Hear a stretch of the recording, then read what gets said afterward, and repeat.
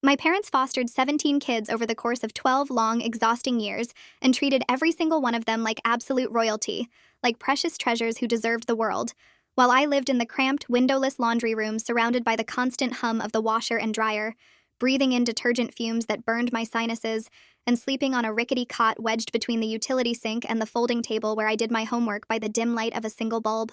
The first foster child arrived when I was only 6 years old, and I remember the exact moment my mother immediately gave him the bedroom she'd promised me for months as a reward for getting straight A's all year, the room with the window overlooking the backyard that I'd been dreaming about, and planning out in my head with posters of my favorite characters, and a proper desk where I could spread out my books, because foster children deserve a real space to heal, she said without even looking at me, without acknowledging my presence at all, when I stood there with my report card still clutched in my trembling hand, all those perfect scores suddenly meaning absolutely nothing. When he had nightmares in the middle of the night, she'd rush to his room like the house was on fire and hold him for hours singing soft lullabies that I could hear through the thin walls, her voice tender and soothing and full of warmth in a way I'd never once heard directed at me in my entire life. But when I had strep throat with a fever of 103 and could barely swallow water without wanting to scream from the pain, she told me to sleep in the garage so I wouldn't infect the foster kids because they'd already been through enough trauma without adding illness to it. And I remember lying on the cold concrete floor on a pile of old beach towels that smelled like mildew, shivering and alone and feeling like I might actually die there, listening to her read bedtime stories to him in the house through the door, her voice carrying that same gentleness I'd been desperately craving. By 10 years old, I knew the drill for every new arrival like I'd memorized a script I never auditioned for, but was forced to perform anyway, like some cruel play where I was the only one who hadn't been given a choice about participating. Give up your belongings, your toys, your books, your clothes that you'd saved birthday money to buy, because they've been through enough and they need these things more than you do, and your comfort doesn't matter in comparison to their healing. Cancel your plans with friends, your birthday parties that you'd been looking forward to for weeks, your sleepovers that you'd already packed for, because family bonding helps them adjust to their new environment, and you need to be present for that. You need to show them what family looks like, even if you're not being shown the same thing. Skip your school events, your concerts where you had a solo, your award ceremonies where you were being recognized, your parent-teacher conferences where your teachers wanted to discuss your potential, because their therapy appointments matter more, and someone has to be there to support them through their healing journey, and that someone is always going to be you. My parents threw their first foster child an elaborate going-away party with 300 guests from the church and the foster care community, and a massive 5-tier cake decorated with intricate fondant figures and his favorite cartoon characters when he reunited with his aunt after 8 months in our home, with a professional DJ and a balloon arch in his favorite colors and catered food from the expensive Italian restaurant downtown and a slideshow of photos set to emotional music. And I remember helping set up tables and chairs the morning of while everyone else slept in. And 2 weeks later, they forgot my birthday completely, until the foster kids reminded them at dinner while we were passing around the mashed potatoes and green beans, and Dad just kind of blinked at me like he was surprised I was still sitting there, like he'd forgotten I existed at all, and said, "Birthdays are just commercial nonsense anyway, but fine. We'll get you something next week," in this dismissive, irritated tone that made it abundantly clear it was an inconvenience he hadn't budgeted for and didn't appreciate being reminded of. And of course, next week came and went without a single word or acknowledgement. Mom ran a support group for foster parents at our church every Tuesday evening in the fellowship hall, where she was constantly celebrated as a saint, where people praised her sacrifice and dedication and selflessness, and took photos with her like she was some kind of celebrity, like she was someone special and important, while she referred to me in front of everyone, in front of strangers and people who'd known me since I was born, as our helper, like I was hired staff instead of their daughter, like I was a live-in nanny they'd employed rather than a child they'd created and were supposed to love and protect. And I'd stand in the back of the fellowship hall organizing craft supplies for the younger siblings who'd been dragged along, trying to make myself invisible while listening to her accept compliments and gratitude for devotion and care that I was actually providing behind the scenes where no one could see. The foster kids genuinely loved me, though. They really did with their whole hearts. And they constantly questioned the different treatment they witnessed every single day, the inequality that was so obvious to everyone except my parents, which somehow made everything so much worse because their confusion and concern highlighted just how abnormal and wrong my situation was, and forced me to see it through their innocent, untainted eyes, instead of the normalized lens I'd developed as a survival mechanism. One girl, she was maybe 13 or 14 with dark hair and braces, would sneak into my laundry room late at night crying because Mom wouldn't let me join family movie nights even though family activities were supposedly mandatory for everyone under our roof, and she'd sit on the floor next to my cot whispering urgently, "You're their actual daughter. Why are you in here doing their taxes and filing paperwork while we watch movies and eat popcorn and candy in the living room? This doesn't make any sense. This isn't right." And I never knew what to say to her because I didn't have an answer that would make it make sense. A 12-year-old boy who'd been with us for about 4 months and had the sweetest smile tried giving me his brand new PlayStation 5 that my parents had bought him for Christmas with all the bells and whistles because he felt so guilty getting a $2,000 gaming setup with all the latest games and a massive TV for his room, while I had a laptop from 2009 that crashed constantly while just running email and could barely load a web page without freezing for minutes at a time, and I had to convince him to keep it while my heart broke. A younger foster daughter who was maybe 8 with missing front teeth asked my mother point blank at dinner one evening why she never hugged me or touched me or showed me any affection or held my hand when she was always holding the other kids, always having them sit on her lap and braiding their hair, and Mom didn't even hesitate, didn't even pause to consider how cruel her answer was, before saying, biological children don't need physical affection because they have genetic proof of love. Like that was a completely rational explanation that made perfect sense, like DNA was somehow a substitute for human touch and connection. The girl looked directly at me with these wide, shocked eyes full of disbelief and said, "That's the stupidest thing I've ever heard, and I've been in the system for 6 years." And I had to excuse myself from the table before I started crying in front of everyone, before I completely fell apart. While my parents attended fancy galas and support groups and foster care conferences in hotels across the state, accepting awards and plaques and certificates for their sacrifice and dedication and outstanding service, I was the one actually raising these kids day in and day out, doing the real work that no one ever saw or acknowledged or thanked me for. I taught 3 different foster boys ranging from ages 14 to 17 to tie their ties properly for court dates and custody hearings, standing in front of them, adjusting their collars and trying to give them confidence, while my parents were at foster parent appreciation dinners being served prime rib and photographed for the local newspaper with big smiles. I held a traumatized 7-year-old girl through panic attacks every single night for 6 months, sitting on the floor of her room with my back against her bed, teaching her breathing exercises I'd learned from YouTube videos because my parents said she just needed to self-soothe and figure it out on her own, since coddling would make her dependent and prevent her from developing coping skills. I helped 5 different teenagers with homework until 3 in the morning on school nights, my eyes burning with exhaustion, and my own assignments left untouched, because my parents believed in natural consequences for grades. But these kids had never been taught basic math or how to write an essay or how to study effectively, and were expected to just catch up somehow without any support.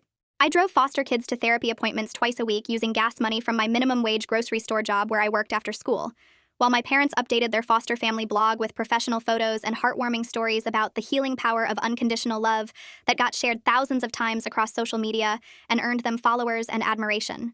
One 16-year-old foster sister sobbed in my arms for hours after her first heartbreak, her mascara running down her face while she gasped for air, while my mother was 3 states away at a conference presenting a workshop about attachment parenting to a room full of people, and my father golfed with other foster dads at some charity tournament they'd organized at the country club.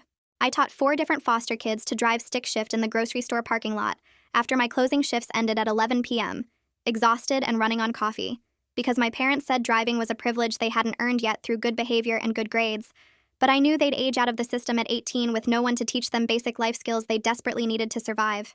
I snuck birthday cakes into the house, hiding them in my laundry room mini fridge that I'd bought at a yard sale for foster kids whose birthdays my parents forgot to celebrate because there were too many kids cycling through to keep track of everyone's special days.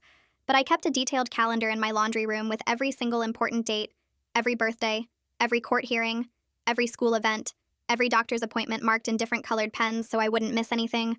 A foster brother told me before leaving for college on a full scholarship that he'd worked incredibly hard for, that I was the only parent who'd ever consistently shown up to his basketball games, despite the fact that I'd only been 15 years old myself sitting alone in those bleachers with homework balanced on my lap, cheering for him and making signs while my parents attended foster parent networking events at nice restaurants. When I turned 18, my parents handed me apartment listings they'd printed out from Craigslist, some of them in terrible neighborhoods I'd never feel safe in, and said it was time to be independent and learn to stand on my own 2 feet like an adult, because they needed my laundry room converted into a sensory calm-down space for traumatized children who were arriving with more complex needs, complete with soft lighting and weighted blankets and a bubble machine and padded walls. I worked 3 jobs simultaneously, waitressing and retail and overnight stocking, to pay for community college classes while sleeping on different friends' couches week by week, never staying long enough to feel like a burden, because they spent $8,000 renovating my former room with soundproof walls and specialized equipment ordered from therapeutic catalogs. Then when I got accepted to my dream university with a partial scholarship that covered most of tuition, but still needed $5,000 for the remainder and housing deposit and books, and asked my parents for a loan that I promised to pay back with interest on a payment plan I'd already worked out, Mom literally laughed directly in my face, this sharp bark of a laugh that cut right through me, and said, "We just spent $12,000 on equine therapy for our newest placement who has reactive attachment disorder and needs specialized treatment. Do you think money grows on trees? You're an adult now, figure it out. And turned back to meal planning for the week like I wasn't even standing there. That night, sitting in my car in a parking lot trying not to completely break down, trying to hold myself together, I got a call from one of the first foster kids who'd aged out years ago and kept in touch through occasional texts and social media messages. I heard what happened from the younger kids who are still there. I've been saving money since I got my first real job to help you out when you needed it. It's not much, but I hope it helps you get out of there. Within a week, she showed up at my grocery store job still wearing her scrubs from her nursing assistant shift, with an envelope containing $6,000 in cash that she and 4 other former foster kids had been secretly saving for me over the years, pooling their money together. They'd all gotten jobs after aging out and decided independently to save money for when I finally needed to escape, because I was the only real parent any of them had ever known. Update. I sit in my car outside the grocery store parking lot staring at the envelope Marie handed me, and my hands won't stop shaking as I count the cash inside one more time just to make sure it's real. $6,000 in 20s and 50s and hundreds, all neatly organized with a rubber band around each stack, and there's a handwritten note on top in Marie's messy handwriting that says, "For everything you did for us, we love you. Go build your life." I can't stop crying, like ugly crying with my forehead pressed against the steering wheel and my whole body shaking. Because this is the first time in my entire life that anyone has actually put my needs first, instead of making me the backup plan or the helper or the person who sacrifices, so everyone else can have what they want. I pull out my phone with trembling fingers and text Marie back, trying to find words that feel big enough to match what she's given me. But all I can type is, "Thank you, thank you, thank you, I don't know what to say." And it feels completely useless compared to what they've done. She responds within seconds saying, "You raised us. Now let us help raise you up. Go to that university and change the world." And I start crying all over again because I didn't know it was possible to feel this seen and valued by anyone.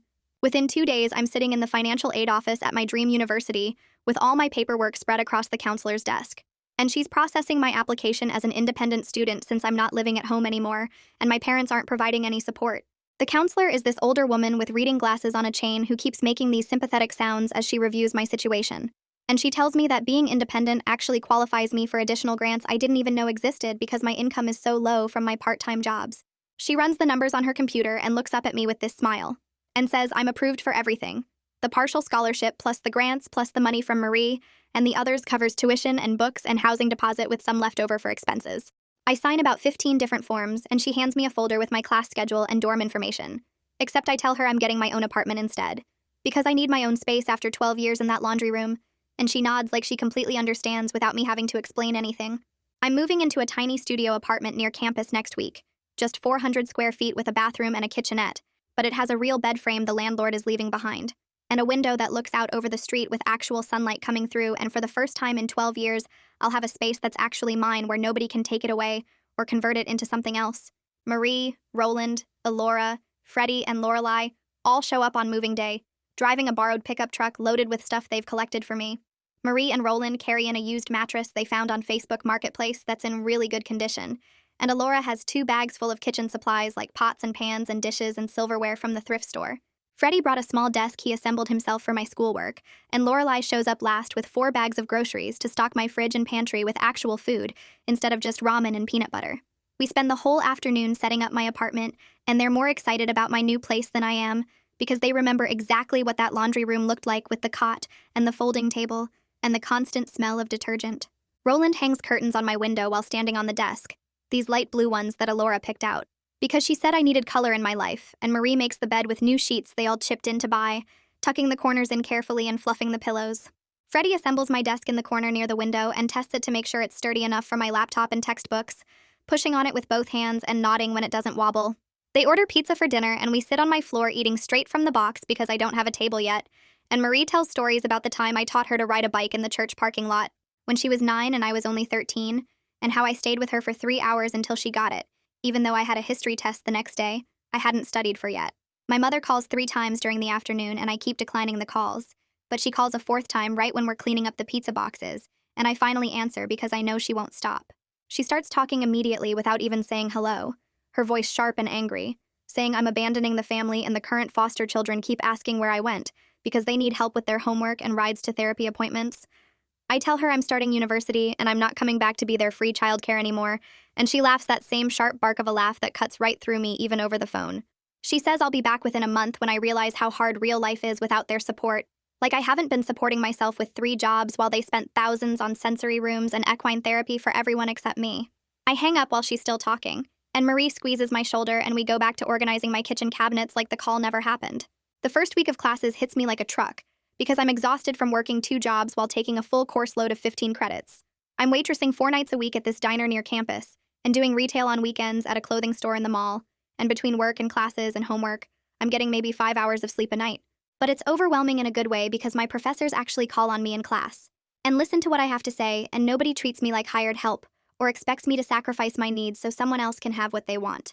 I'm studying social work because I want to help kids in foster care, but from a position where I can actually make real changes to the system, instead of just surviving day to day and raising other people's children while my own childhood disappears. My introduction to social work professor is this woman in her 50s who spent 20 years as a caseworker, and she talks about systemic issues and policy changes and advocacy work that could actually help kids instead of just moving them around between houses.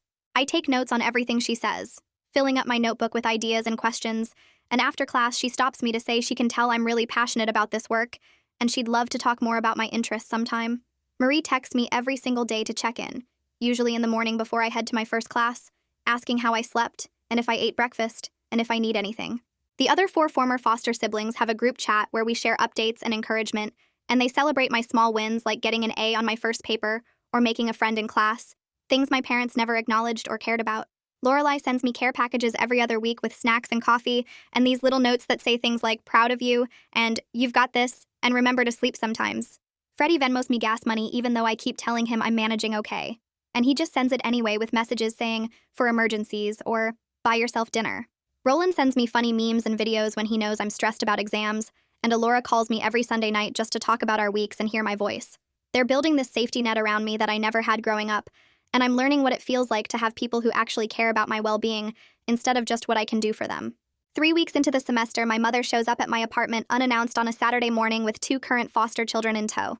I hear the knock and look through the peephole to see her standing there with these 2 kids I vaguely recognized from before I left, and she's clearly expecting me to open the door and invite them in and spend my whole Saturday being their tutor.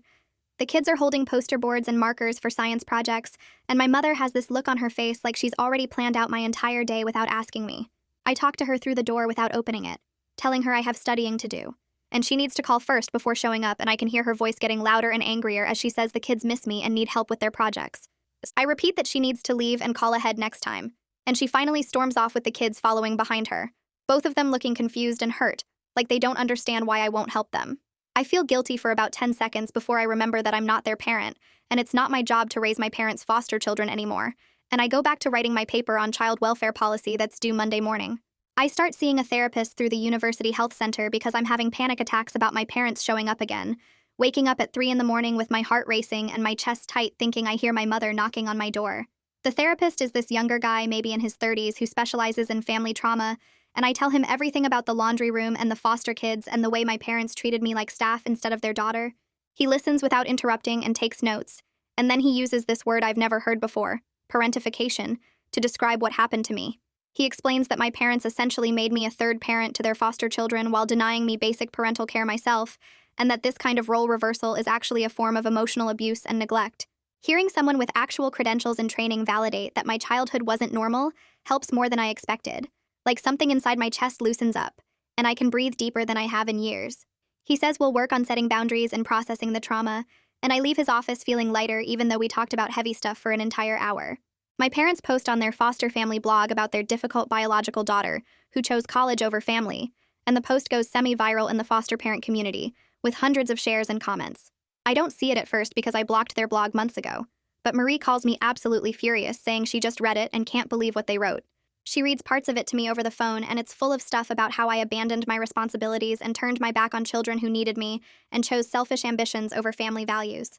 The comments are even worse, with foster parents I've never met saying I'm ungrateful and selfish and don't understand sacrifice, and some of them are sharing the post to other foster parent groups saying I'm an example of how biological children can resent their parents' calling to help others.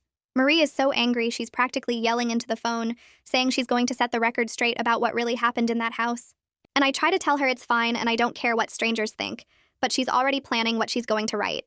Marie writes her own post on social media describing exactly what she witnessed during her time in my parents' home, and she tags their blog so anyone reading their version can see both perspectives.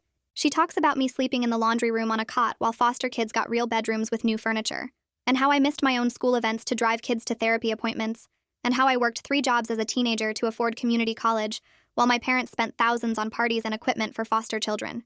She describes watching my mother call me our helper at church events, and refuse to hug me while holding the foster kids, and she lists specific examples of the different treatment she saw every single day. Roland shares Marie's post and adds his own story about how I taught him to drive stick shift in the grocery store parking lot at 11 at night after my closing shift, because our parents said he hadn't earned driving privileges yet.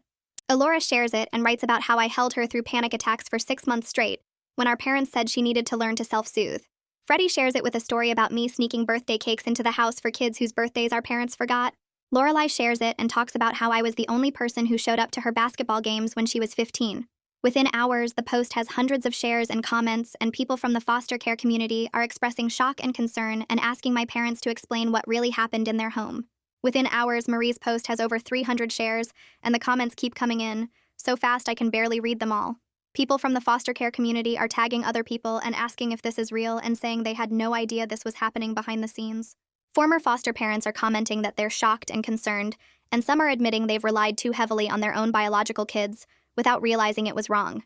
Several people who knew my parents from conferences and support groups are asking direct questions about why I was sleeping in a laundry room, while foster kids got real bedrooms with new furniture. My parents' blog suddenly has hundreds of new comments under their posts about me being a difficult daughter, and every single comment is calling them out for the different treatment. Someone finds old blog posts where my mother mentioned our helpful daughter who assists with the younger children, and people are connecting the dots that I was doing all the actual parenting work. The comments get more and more direct, asking why their biological daughter wasn't in family photos, why she was called our helper instead of by name, why they spent thousands on foster kids but nothing on their own child. I refresh the page after making myself a sandwich, and suddenly all the comments are gone, and there's a message saying comments have been disabled due to harassment. Marie texts me a screenshot showing my parents deleted 3 entire blog posts within the last hour, the ones where they talked about me the most. She's getting private messages from other former foster kids who lived in our house over the years, and they're all confirming they saw the same things she described. But most of them are too scared to speak up publicly, because they don't want to hurt their relationship with my parents, or seem ungrateful for being fostered. My phone rings Tuesday evening while I'm trying to finish an essay for my English class, and it's my mother's number. I let it go to voicemail, but she calls back immediately, and then again and again until I finally answer on the 5th call. She starts screaming before I can even say hello, her voice so loud I have to hold the phone away from my ear. She's saying I've destroyed everything they built, ruined their reputation in the foster community, made them look like terrible people when they sacrificed so much to help children in need. She tells me that people from church confronted her at her support group meeting tonight and asked uncomfortable questions about how they treated me and whether the things Marie posted were true. She says the foster care agency called this morning, and they're opening an investigation into our family based on the allegations in Marie's post. And now everything they've worked for is falling apart because I couldn't just be grateful for the roof over my head and the food they provided. I try to tell her that I was grateful, but that doesn't mean what they did was okay. And she cuts me off saying I'm being dramatic and making everything about myself when there are real children with real trauma who needed their help more than I did. She demands I call Marie and make her take down the post and tell everyone it was exaggerated or taken out of context. And the person on the phone must hear something in my voice because she puts me through to the therapist directly, who tells me to come in right now. The social worker from the foster care agency calls me 3 days later while I'm walking between classes.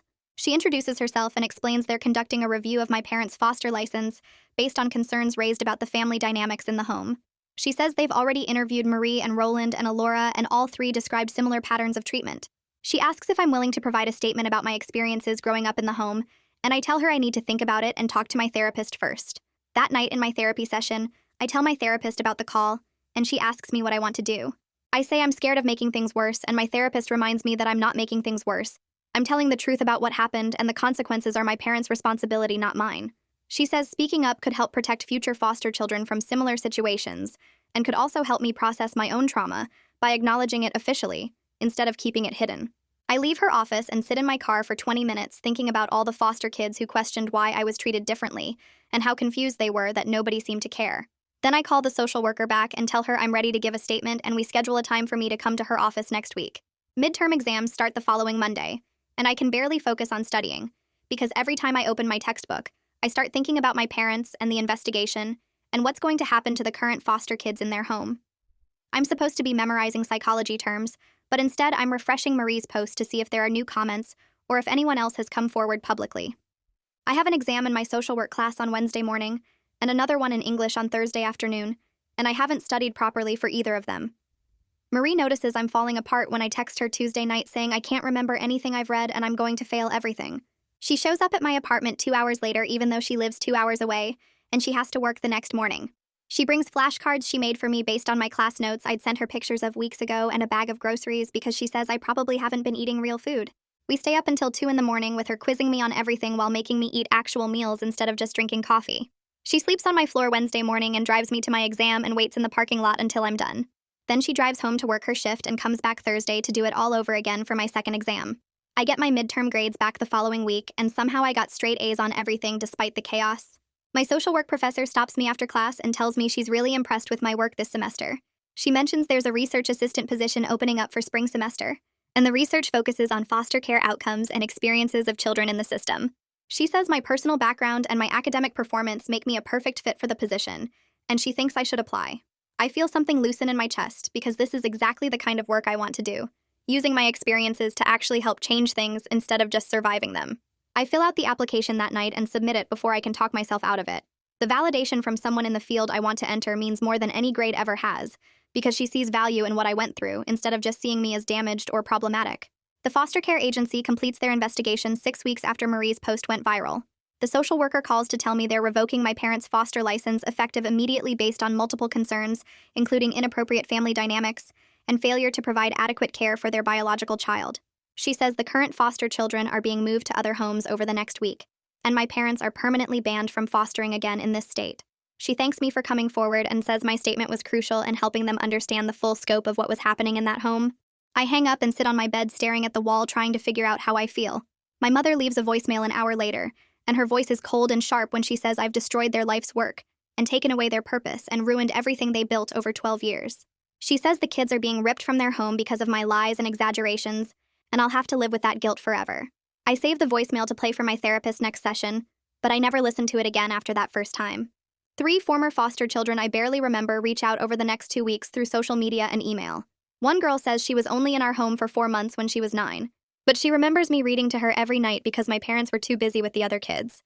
Another girl, who must be around 19 now, tells me she remembers me teaching her to read when she was 7 because my parents kept saying they'd get her a tutor, but never did. A boy who was 15 when he lived with us says he experienced similar treatment to what Marie described, but he was too young to understand it wasn't normal family dynamics. He thought all foster families worked that way with the biological kids doing most of the actual parenting. These conversations make me cry, but in a different way than before, because they're confirming that what I experienced was real and witnessed by other people and not just something I made up or exaggerated in my head. Marie calls me in early November and asks what I'm doing for Thanksgiving. I tell her I'm probably just going to work my shift at the diner and study because I have finals coming up. She says absolutely not. I'm coming to her place for Thanksgiving with her and Roland and Alora and their aunt who adopted them after they left my parents' home. She gives me the address and tells me to show up Thursday at 2 and don't bring anything except myself. I drive to Marie's aunt's house on Thanksgiving, and when I walk in, the aunt hugs me before I can even introduce myself. She thanks me for taking care of her nieces and nephew when they needed someone, and says she's heard so much about me. We sit down for dinner and it's just normal. People passing dishes and talking about their weeks and laughing at stories. Nobody assigns me cleanup duty or expects me to serve everyone else first, or makes me sit at a separate table. Roland tells a funny story about his new job, and Alora talks about her classes, and Marie's aunt asks me about university, like she's genuinely interested in my answer. After dinner, we play board games, and Marie's aunt treats me exactly the same as she treats Marie and Roland and Alora, like I'm part of their family too. My professor emails me the week after Thanksgiving to tell me I got the research assistant position starting in January. The position comes with a small stipend that's not huge, but it's enough that I can quit my retail job and just keep waitressing on weekends. She explains the research focuses specifically on outcomes for biological children in foster families and how parentification affects their development and future relationships. She says my lived experience will bring important perspective to the work, and she's excited to have me on the team. I'm nervous about revisiting my trauma in an academic setting, but my therapist says it could actually be empowering to contribute to research that might help other kids avoid what I went through. I accept the position and start planning my spring semester schedule around the research hours. A letter shows up at my apartment in mid-December with my parents' return address. I almost throw it away without opening it, but something makes me sit down and read it.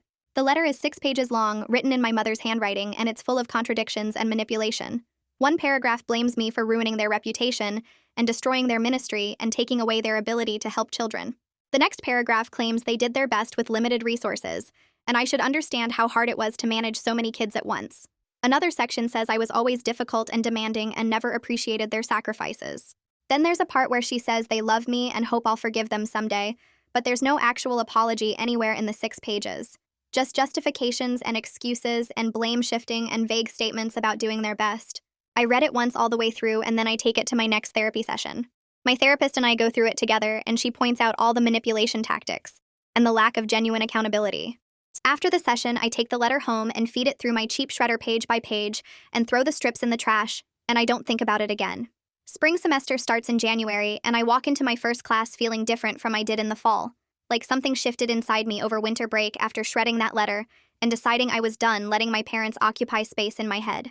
I sit near the front of my Introduction to Child Welfare Policy class instead of hiding in the back, and when the professor asks a question about systemic barriers in foster care, I raise my hand and actually speak up, sharing observations from my own experience without going into too many personal details. After class, the professor stops me and says my perspective is valuable, and she hopes I'll keep contributing to discussions, and I walk out feeling like maybe I actually belong here instead of just taking up space. By the 3rd week, I join a student organization called Child Advocacy Network that meets Tuesday evenings in the student union, and the group is full of social work majors who want to reform the foster care system and improve outcomes for kids. I volunteer to help plan their spring awareness campaign about the needs of biological children in foster homes, and suddenly I'm sitting in planning meetings with other students who actually listen to my ideas and treat them like they matter. The research assistant position with my professor starts meeting twice a week in her office where we review case studies and academic literature about parentification, and she hands me articles to read and asks what I think about the methodology and whether the findings match my lived experience. She treats me like a colleague who has expertise to contribute instead of just a student who needs to be taught everything. And I'm learning that healthy professional relationships involve people actually respecting your boundaries and not expecting you to work for free or sacrifice your own needs constantly.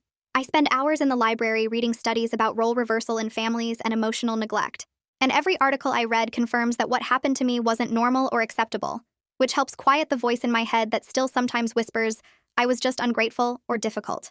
Marie calls me on a Wednesday night in late February while I'm walking back to my apartment from the library, and I can hear the excitement in her voice before she even says what she's calling about. She tells me her partner proposed last weekend during a trip to the mountains, and she said yes. And then she pauses and asks if I'll be in her wedding party because I'm the closest thing to a sister she has, and she can't imagine getting married without me standing up there with her. I stop walking right there on the sidewalk and start crying, these happy tears that feel completely different from all the other crying I've done over the past year, and I tell her of course I will, and I'm so happy for her. We spend an hour on the phone talking about her vision for the wedding, and she says she wants it to be small and intimate with just the people who really matter, which includes me. And Roland and Alora and Freddie and Lorelai and I feel this warmth spreading through my chest because I'm being included in something important instead of being left out or told to handle the logistics while everyone else celebrates. The wedding planning becomes this fun distraction from the heavier stuff I'm dealing with in therapy and my classes, and Marie texts me photos of potential dresses and asks my opinion on flowers and color schemes. I help her make a Pinterest board for decoration ideas, and we spend a Saturday afternoon going to bridal shops where she tries on dresses, and I sit in the fancy chairs giving honest feedback about what looks good. She picks a simple dress with lace sleeves and asks what I think, and when I tell her she looks beautiful, she hugs me and says, she's so glad I'm here with her for this. I'm working my Saturday shift at the grocery store in early March when I see one of my parents' church friends pushing a cart through the produce section, and my stomach drops because I know she's seen me and there's no way to avoid her without being obvious. She walks right up to me while I'm stalking oranges and starts talking before I can even say hello, telling me she heard about what happened with my parents' foster license, and how disappointed everyone at church is that I would destroy such a beautiful ministry over petty childhood grievances. I keep stacking oranges and let her talk, watching her face get more animated as she goes on about forgiveness and honoring your parents, and how the Bible says children should respect their mothers and fathers no matter what. She says my parents sacrificed so much to help children in need and I'm being selfish and vindictive by refusing to reconcile with them, and she heard they've been devastated by my accusations and can't understand why I would make up such terrible stories. I finish with the oranges and look directly at her, keeping my voice calm and polite but firm, and I tell her she doesn't know what happened in that house behind closed doors. I say forgiveness doesn't mean I have to maintain contact with people who hurt me, and that I'm not interested in discussing my family situation with someone who only heard one side of the story from people who have every reason to make themselves look good. Her mouth actually falls open like she can't believe I'm talking back to her instead of apologizing or making excuses, and I push my cart past her toward the apple display without waiting for her response. I finish my shift feeling proud instead of guilty, And on my drive home, I realized that's the first time I've ever stood up to someone from my parents' world without immediately doubting myself or feeling like I did something wrong. My research work leads to a presentation opportunity at the Undergraduate Research Symposium in April, and my professor asks if I want to present our preliminary findings about parentification patterns in foster families. I spend 2 weeks preparing my presentation slides and practicing my talk, and the morning of the symposium, I'm so nervous I can barely eat breakfast. The presentation room has maybe 40 people in it, including several professors from the social work department and some social workers from local agencies. And I stand at the front with my slides projected on the screen talking about how foster care systems need better oversight to protect biological children from being turned into unpaid caregivers. I discuss specific patterns we identified in our research, like biological children sleeping in inadequate spaces, while foster children get bedrooms, biological children missing school events to provide childcare, and biological children working jobs to support themselves, while foster children receive financial support. During the question and answer session, a social worker in the third row asks thoughtful questions about what policy changes might help address these issues, and I answer based on my own experience and our research findings. After the presentation ends, several people come up to talk to me, and one social worker hands me her business card and says her agency would love to have me as an intern this summer, because they need people who can spot these dynamics. A professor from another university asks if I'd be willing to be interviewed for a study she's conducting about outcomes for biological children in foster homes, and I take her card and promise to email her. I walk out of that room feeling like I'm actually building something, creating the professional network and the future career I want, instead of just surviving day to day and hoping things get better. Spring semester finals hit in early May, and I'm exhausted from juggling my research work and my classes and my job at the grocery store, but I'm managing everything without completely falling apart like I did during midterms. Marie texts me every morning asking how I'm doing and what I need, and I'm learning to actually tell her when I'm struggling instead of pretending everything is fine. She sends me a care package with my favorite snacks and a gift card for coffee, and Freddie Venmos me money with a note saying to order takeout instead of trying to cook while studying. I have a therapy session right before my hardest final exam, and my therapist helps me work through my anxiety about failing and letting everyone down, and she reminds me that asking for help isn't weakness, and that people who truly care about me want to support me rather than exploit my labor. I finish my last exam on a Friday afternoon and walk out of the building into the sunshine feeling like I actually survived this semester. And my phone buzzes with messages from the group chat with Marie and Roland and Alora and Freddie and Lorelai, all celebrating that I made it through.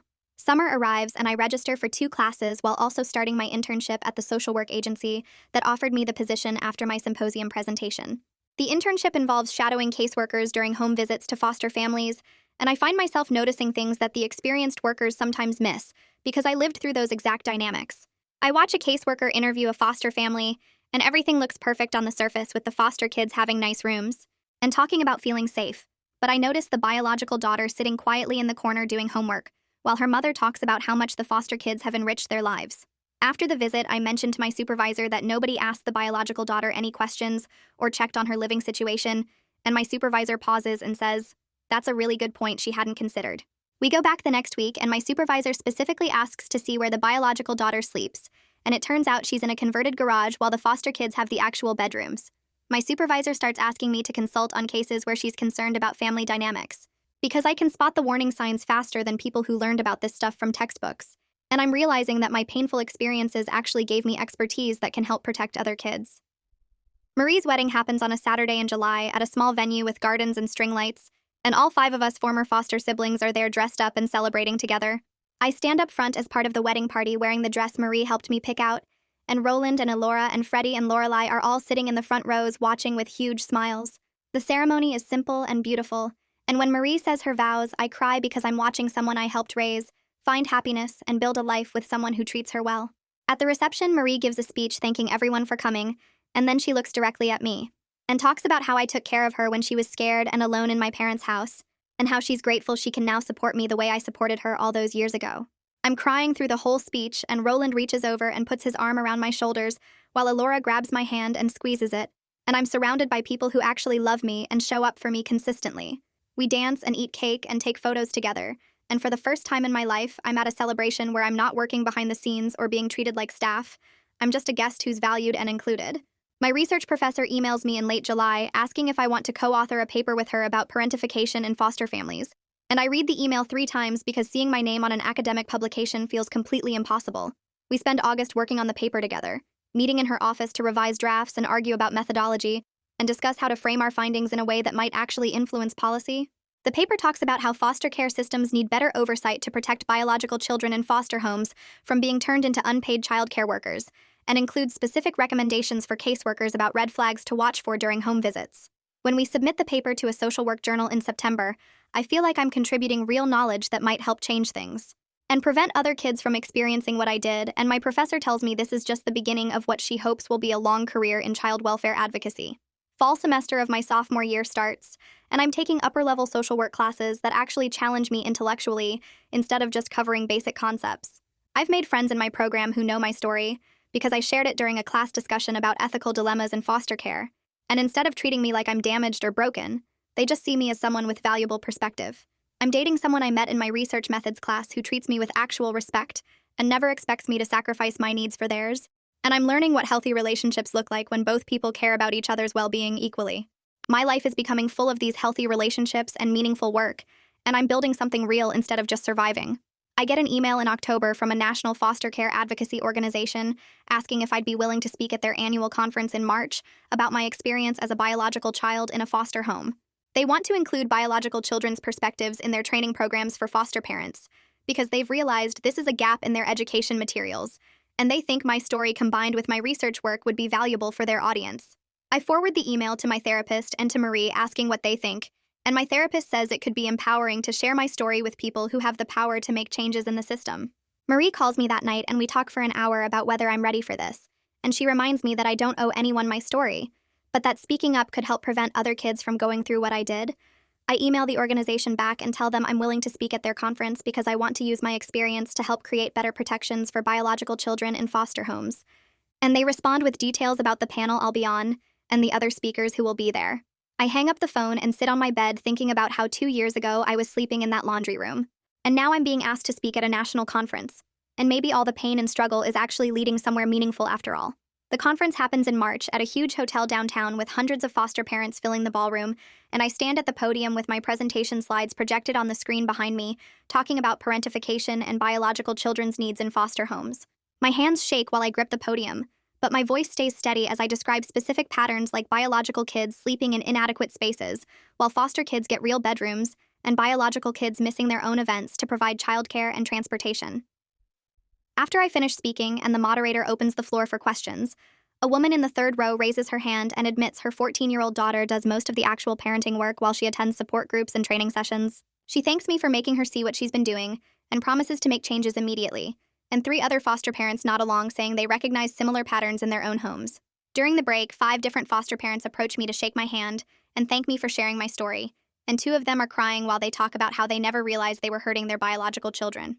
A woman from a foster care agency in another state asks if she can use my story in their training materials for new foster parents. And I tell her yes, as long as I get to review the content first, to make sure it's accurate and not watered down.